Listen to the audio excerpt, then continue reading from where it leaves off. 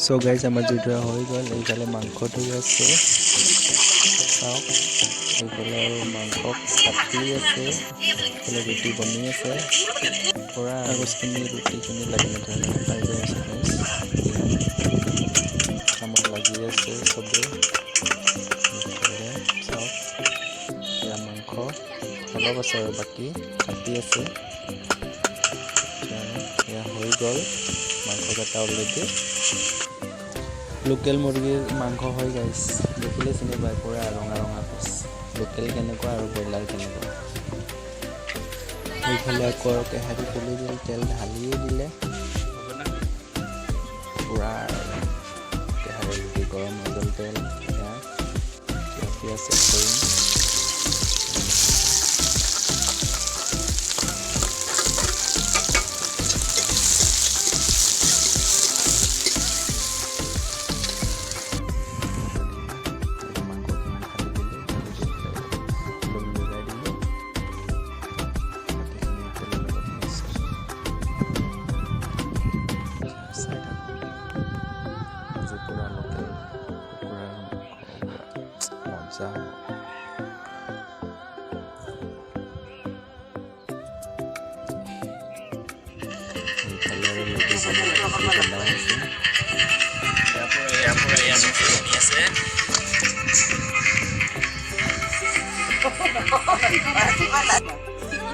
Guys মোৰ কেমেৰাটো একেবাৰে বেয়া, সেইকাৰণে মানে ব্লাৰ হৈছে।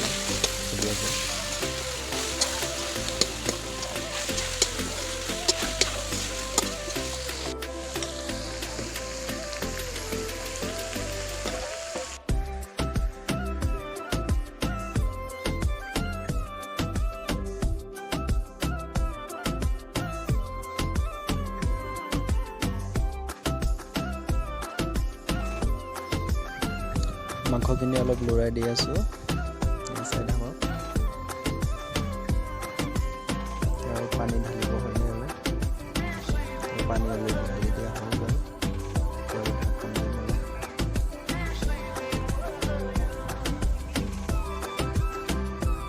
পানী দিয়া হৈছে, গোটেইখিনি চফা কৰিব।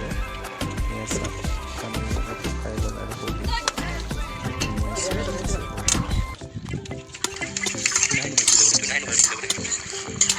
আধা সিজিয়ে গ'ল মাংসখিনি, অলপ আছে আৰু বাকী সিজি পেলাই।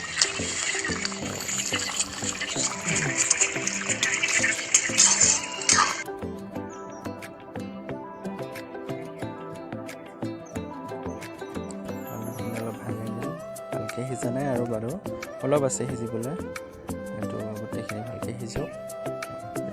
যেতিয়া লোকেল মুৰ্গীৰ মাংস বনি গ'ল, এতিয়া ধুনীয়া এড কৰিছে, অলৰেডি হৈ গ'ল। কি ধুনীয়া স্মেল কৰিছে চাওক না, পুৰা লোকেল কুকুৰা খানা। এইফালে আৰু ৰুটি বনোৱাত লাগি আছে পুৰা, আৰু চবেই এটা এটা কামত লাগি আছে মানে।